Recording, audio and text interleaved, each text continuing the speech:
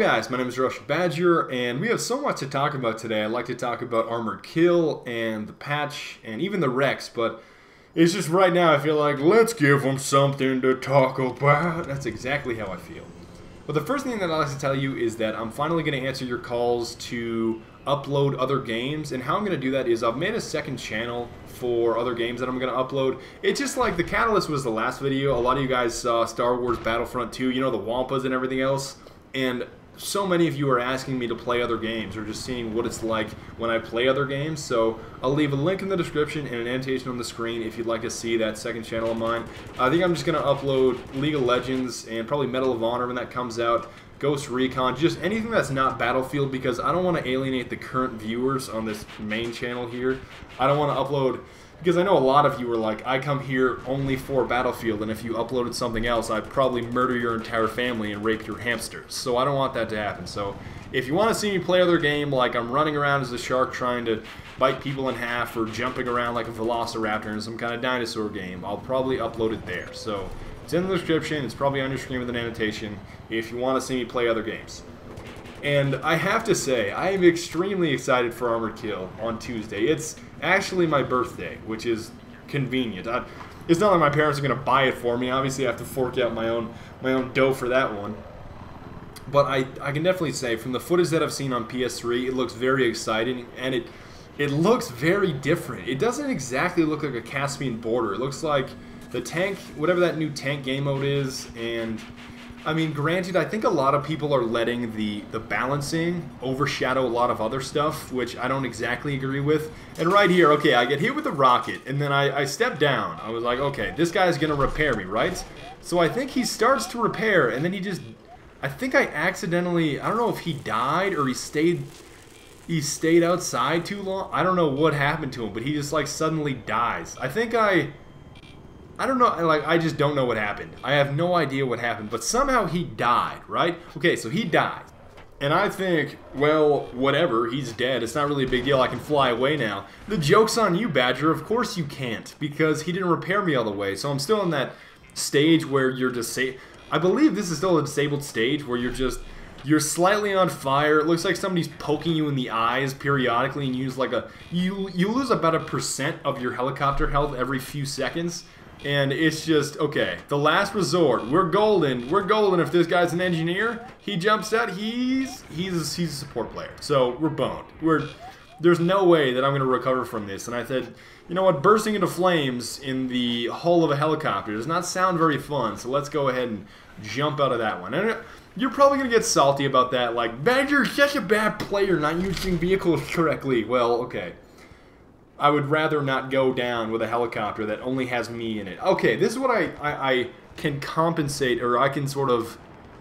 This is what I agree with a lot of you on. Okay, if there's a teammate in your helicopter, like there's a co-pilot along with you, and you just bail out and get him killed, I think that's a really catfish move. And the Arizona Ranger with the big iron on his hip, the lurking cloth monster, and that little...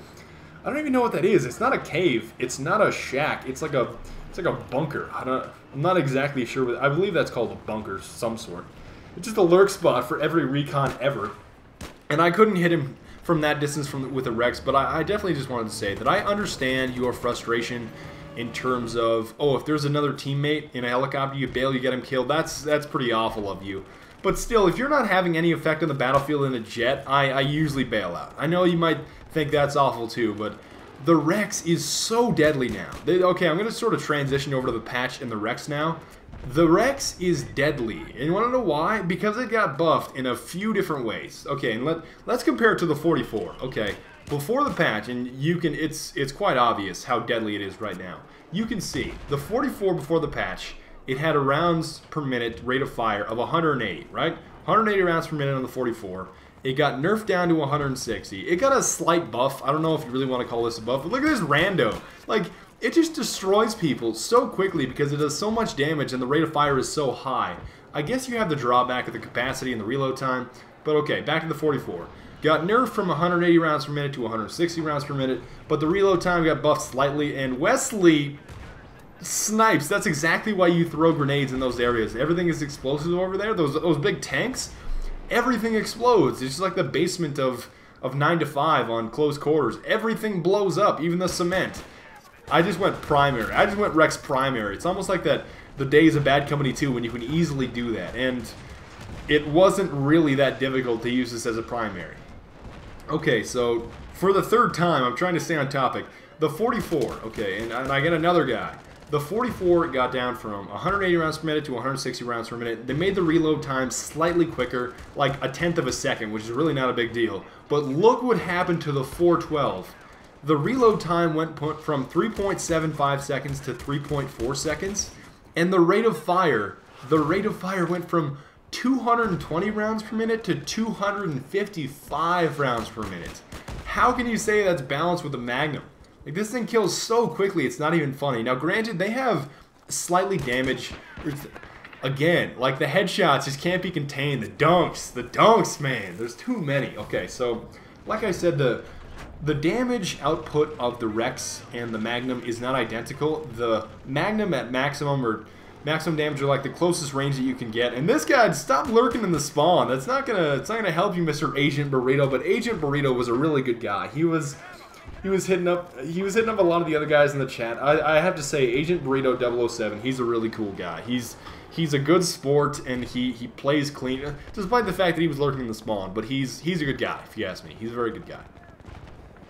But okay, with the Rex, it's not the same damage as the Magnum. The Magnum has like a maximum of 60 and a minimum of 30. The Rex has something like a maximum of 50 and a minimum of 28, something along the lines of that. But also, too, they have different damage drop-off ranges. You know, when you start to decrease from maximum damage down to minimum damage. I think the Magnum has something like 15, and then the Rex has something like 12. No, I believe the Rex is 15 and the Magnum's 12. It's something like that, but still, they're fairly comparable in the fact that if you... Okay, this is how they're comparable. If you pop the guy right in his face at close range, and like point blank, he's gonna die. One shot. It's like, just like that. I mean, I didn't hit him in the face, obviously. But just like the Magnum, the Rex is very similar. You shoot somebody in the face, point blank, they're gonna die. One shot. Just like in close range, if you shoot them twice, they're gonna die in their body. Shoot them twice, they're dead. No questions asked.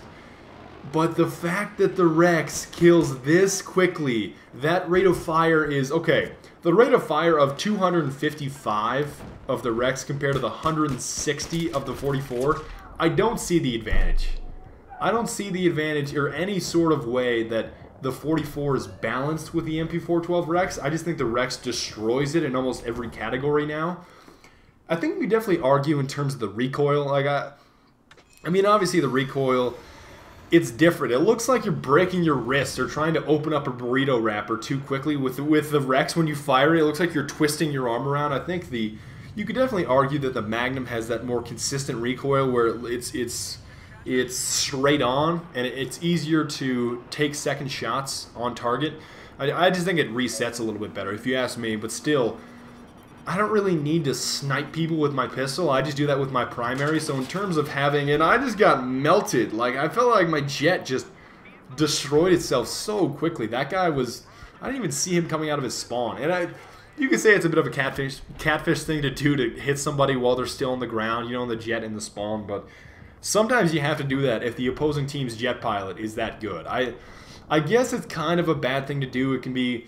sort of cheap, if you ask me, but if the other team's jet pilot is so cash that he destroys your entire team and all your vehicles, I guess that's an acceptable thing to do. But I just have to say, overall, I don't think that the 412 Rex is balanced or on the same playing field as the 44 anymore. I just don't think so. I don't know why DICE felt the need to, or felt compelled to do this. And this guy, alright, this was just like some other rando in my squad. I don't know who he was, but he was a very, very good jet pilot, it seemed like. I'm not exactly certain if this was the same guy. I'm pretty sure. I think this was the same guy that saved me earlier on in the game in the jet, but he was very, very good with the aerial vehicles. Like, you can see, he's not getting hit by anything. I think he pops his flares at the right time, and he's setting me up with the perfect shots. He is a baller jet pilot, I have to say. Baller jet pilot, and as you can see right here, an amazing helicopter pilot as well. We just destroyed, like, anybody that was in visible sight. It boiled down to this. It was like, if you're indoors, you're probably safe, but if you're outdoors, prepare your anus, because you're going to get destroyed faster than you can say, why are all these shells hitting me in the chest? And that's how accurate you can be if you have like if you have a steady jet pilot or a steady helicopter pilot, oh god, like a steady helicopter pilot like this right here, and he even got the jet. I don't know if, I'm actually not sure if he got the jet, but it's in the water now. It's not like it's a threat anymore, and I'm just, it's so easy. It's so easy. Unless somebody busts out an RPG and gets a lucky shot, and right there, I don't even know what's happening anymore. I think somebody got revived, and then I hit them again, and then I hit the guy that did the revive. I'm not exactly sure what happened, but you can easily tell. If you get a helicopter in a certain region of the spawn on Karg Island, it destroys it. It just destroys it. And I want to talk a little bit more about the patch. I don't know how much time I'm going to have, but I can definitely say that the Igla seems to have been buffed, and the aerial vehicles are a little bit harder to do well with now. At least that's what it seems like from a lot of the guys on PS3 that I've talked to. And look at the suicide, man! And for some reason, I think I get the Air Warfare medal, and then I get some other medal on top of that, for some odd reason, right after each other. I don't know why that happened. But it really does, and okay, I get another medal right there. I don't know what happened there. But I can definitely say that it seems like the aerial combat is a lot more difficult in Armored Kill, just because the Iglas and the Stingers have a different interaction after the patch. And I'd also like to talk more about that on Tuesday. I'm not exactly sure if I can get a video out on Tuesday. It depends on how much time I have, but definitely by next Friday. I want to talk about the AC-130, because a lot of the PS3 guys have been saying that the AC-130 just completely breaks Rush. Like, why am I even playing this game anymore? All that's happening is these big tank shells, or tank-like shells, these big rockets from the AC-130 just destroy me anytime that I try to defuse an MCOM. It seems like the attacking team on a lot of the Armored Kill maps just raffle stomps everybody. Just the attacking team almost never loses. So I'd like to talk about that once Armored Kill comes out. And I know I kind of rambled a little bit today. I've been really busy this week, and I'm also sick if you can't tell. But I will see you guys next week sometime with Armored Kill. I can't wait. I can't wait to see what the mobile artillery looks like, and the new tanks, and the maps, especially a snow map. We finally got a snow map. That's not Port Valdez. Well, I'm very excited just in general to play on a snow map and to ride around on some quad bikes. So I will see you guys next time. Auf Wiedersehen und bis bald und later.